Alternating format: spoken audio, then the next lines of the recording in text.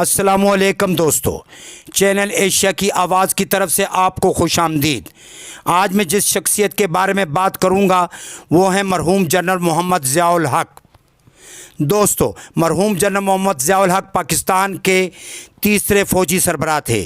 ان سے پہلے field marshal محمد ایوب خان اور آغا محمد یحییٰ خان بالترتیب پہلے اور دوسرے فوجی صدور رہ چکے ہیں، لیکن جنرل محمد ضیاء الحق اپنے پیش رووں اور بعد میں ملک کے فوجی سربراہ پرویز مشرف سے شخصیت و کردار میں بالکل مختلف تھے۔ جنرل ایوب عام مسلمانوں کی طرح زندگی گزارتے تھے، جنرل یحییٰ خان سیکولر نظریات کے حامل اور جنرل مشرف خود کو ماڈریٹ کہلوانے میں فخر محسوس کرتے تھے۔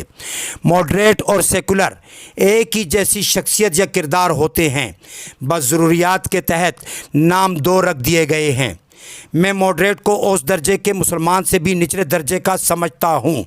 اسلام میں سیکولر، ماڈریٹ اور جدیدیت کی اصطلاحات نظریہ ضرورت اور نظریہ اقتدار کے لیے گھڑی گئیں، جبکہ ان کا اسلام سے کسی طرح کا کوئی تعلق نہیں ہے۔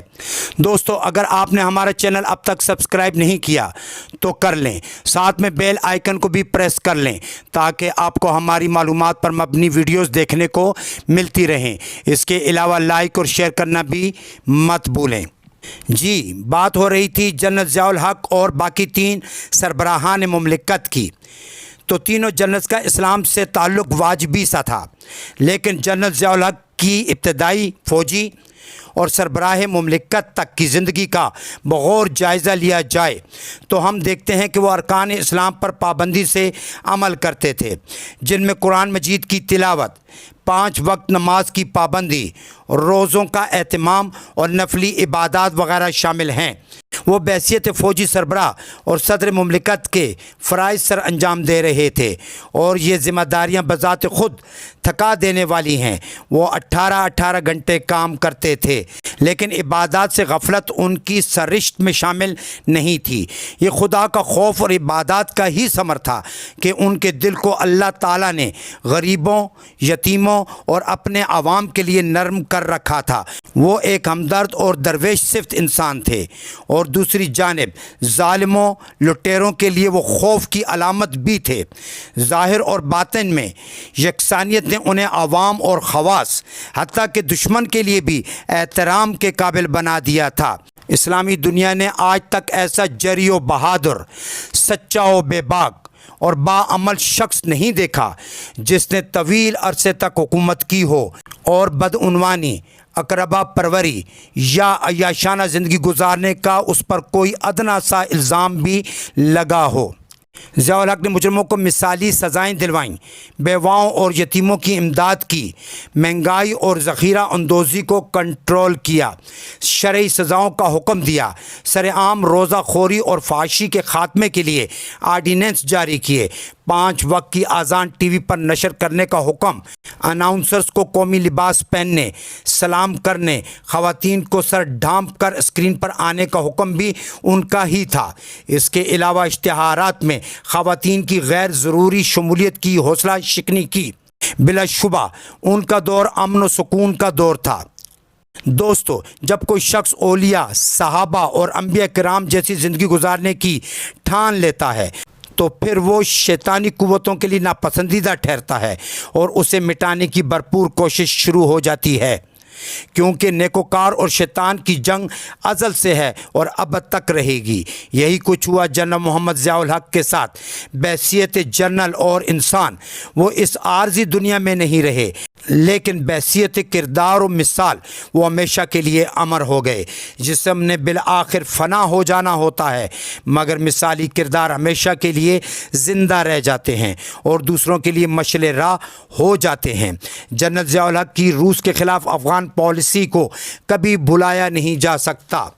1917 میں روس کی زار حکومت کے 300 سالہ اقتدار کا خاتمہ ہوا اور لینن کی سربراہی میں کمیونسٹ حکومت قائم ہو گئی تھی۔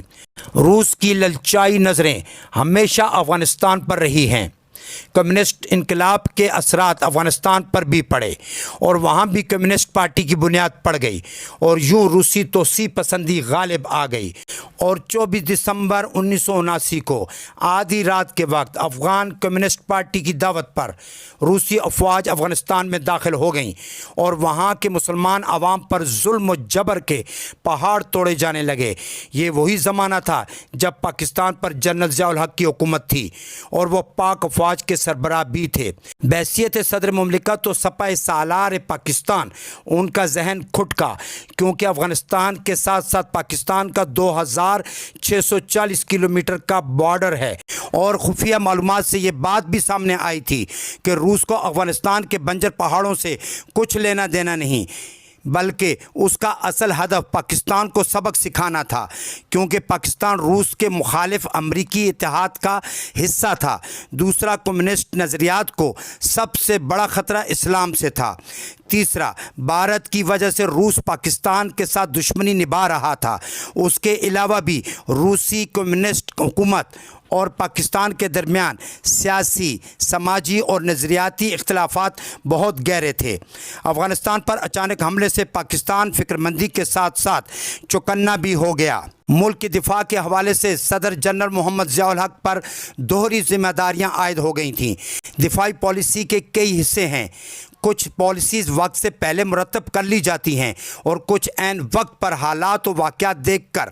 جنرل ضیاء الحق نے بھی مشاورت کے بعد اس وقت جو کچھ ملک کے لیے بہتر سمجھا وہ کیا، اور ایک مخصوص گروپ کی طرف سے یہ کہنا کہ جنرل ضیاء الحق کی افغان پالیسی درست نہیں تھی، جس کا خمیازہ پاکستان اب تک بھگت رہا ہے، یہ سراسر بہتان ہے، کیونکہ یہ فیصلہ اکیلے جنرل محمد ضیاء الحق کا نہیں تھا بلکہ فوج کے اس وقت کے سینئر سربراہان کا بھی تھا۔ افغانستان کی مدد کا فیصلہ صرف افغانستان کے حق میں ہی نہیں تھا بلکہ اس کے پس پردہ پاکستان کے دفاع بھی مقصود تھا۔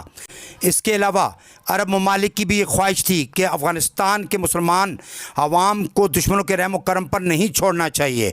اس وقت پاکستان، عرب دنیا اور دیگر ممالک میں رائے عامہ یہی بن چکی تھی کہ افغانستان نے پہل نہیں کی بلکہ ایک جارے نے اپنے سے کمزور ملک پر اپنی توسیع پسندانہ جذبے کی تسکین کے لیے حملہ کیا ہے، جبکہ امریکہ کا اس جنگ میں کودنا اس کی روس کے ساتھ دشمنی اور سپر پاور کی دوڑ میں نمبر 1 کہلانے کے لیے تھی۔ بالآخر افغان عوام کی اپنے وطن سے محبت جیت گئی اور روس کو 15 فروری 1989 تک مکمل شکست ہو گئی۔ صرف اتنا ہی نہیں، روس کے کمزور پڑنے پر صرف 2 سال بعد 1991 میں 6 وسط ایشیائی ریاستوں نے بھی روس سے علیحدگی اختیار کر لی، دوسری صورت میں آزادی حاصل کر لی۔ بعد ازاں ایک اور ریاست چیچنیا نے بھی روس کے استبدادی پنجے سے آزادی حاصل کر لی۔ آج افغانستان اور 7 سینٹرل ایشیائی ریاستوں کے کروڑوں عوام اپنی آزادی کے لیے جنرل ضیاء الحق کے مشکور ہیں، کیونکہ آج ان کا وجود خود ضیاء الحق کا مرہون منت ہے۔ بدقسمتی سے پاکستان اور بیرون ملک مقیم کمیونسٹ ذہنیت نے افغانستان میں شکست کو جواز بنا کر منظم منصوبہ بندی سے جنرل ضیاء الحق اور پاکستان کے خلاف زہر اگلنے کا کام شروع کیا، جو تاحال جاری ہے۔ اور اس سے بھی زیادہ بدقسمتی یہ ہے کہ جنرل صاحب کے دنیا میں پھیلے کروڑوں چاہنے والوں کو یہ توفیق بھی نہ ہو سکی کہ وہ ان کے خلاف جاری پروپیگنڈے کا توڑ کر سکیں۔ ان کی ساری زندگی اسلام اور پاکستان کے گرد گھومتی رہی، ان کے کارنامے گنے نہیں جا سکتے۔ آج نئی نسل کو نہیں معلوم کہ جنرل صاحب کون اور کیا تھے، کیونکہ آج کے ڈیجیٹل دور میں لوگ مطالعے سے بہت دور جا چکے ہیں۔ سوشل میڈیا کو بھرپور طریقے سے استعمال کرتے ہوئے دیگر ذرائع ابلاغ کے ذریعے ان کی شخصیت کے خاص پہلوؤں کو اجاگر کرنا بہت ضروری ہے، تاکہ نوجوان نسل کو شہید پاکستان کے بارے میں معلومات کا خزانہ منتقل کیا جا سکے۔ دوستو، اس کے ساتھ ہی اگلے پروگرام تک کے لیے اجازت چاہوں گا۔ اللہ نگہبان۔